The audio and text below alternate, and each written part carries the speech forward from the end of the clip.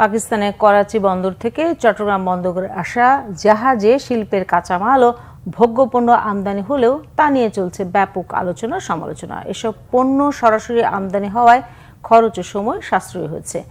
১.৫ দশক পর আমদানি পণ্য আমদানি লাল তালিকামুক্ত হওয়ায় ব্যাপক হারে বাড়ছে আমদানি। এই ঘটনা নিয়ে চলমান বিতর্ক ব্যবসায়িক ফন্দি থেকে করা হচ্ছে বলে মনে করছেন সংশ্লিষ্টরা। চট্টগ্রাম থেকে নাসির উদ্দিনের রিপোর্টে বিস্তারিত। গেল সপ্তাহে পাকিস্তানের করাচি বন্দর থেকে পণ্য নিয়ে চট্টগ্রাম বন্দরে পৌঁছায় পানামার পতাকাবাহী একটি জাহাজ। বন্দরে ৩২৮টি কন্টেইনার নামিয়ে ইন্দোনেশিয়া চলে যায় জাহাজটি। এর পরপরই শুরু হয় এই জাহাজে কি পণ্য ছিল তা নিয়ে নানা রকম জল্পনা কল্পনা, আলোচনা সমালোচনা।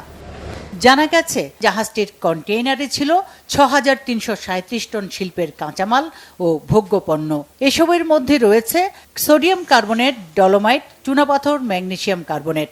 ছিল শুকনো খেজুর, আলু আর পেঁয়াজের মতো নিত্যপণ্য। সামাজিক যোগাযোগ মাধ্যমে এই জাহাজ নিয়ে নানা বিভ্রান্তি তৈরি হচ্ছে মনে করছেন সংশ্লিষ্টরা। এটা করাচির সাথে আমাদের ডাইরেক্ট শিপিং এর কোনো চুক্তিও হয় নাই, কোনো চিঠিও হয় নাই, কোনো পারমিশনও দিইনি। তো করাচির থেকে তো আগেও কন্টেইনার আসতো, যেটা দুবাই হয়ে সিঙ্গাপুর, কলম্বো হয়ে। এবার ওই যে আমাদের আরএসএল এর একটা জাহাজ যা দুবাই থেকে আসতেছে, ওটা করাচি টাচ করে আসছে। ইম্পোর্ট গুলো কোথা আসে? বাংলাদেশে 80% ইম্পোর্ট আসে চায়না থেকে, আর 10% হচ্ছে কোথা থেকে আসে? ইন্দোনেশিয়া, মালয়েশিয়া, ইন্ডিয়া সবচেয়ে বড়, দুবাই, তারপর এরপর পাকিস্তান। পাকিস্তানের 18টি রপ্তানিকারক প্রতিষ্ঠান এসব পণ্য রপ্তানি করেছে। আমদানিতে সময় কমায় ব্যবসায়ীদের আগ্রহ বাড়ছে বললেন দায়িত্বশীল কর্মকর্তা।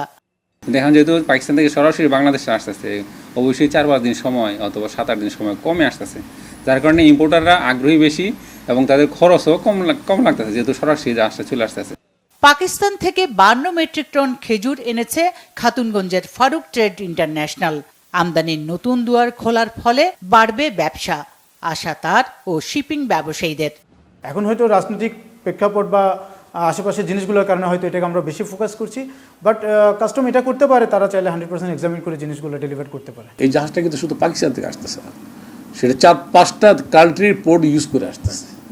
তো আপনাকে বুঝতে হবে যে এই সবগুলোর থেকে যেসব মালগুলো আসবে সেগুলো সরাসরি আসলে আমাদের কিন্তু ট্রান্সশিপমেন্টের ঝুঁকিটা কমে যাবে।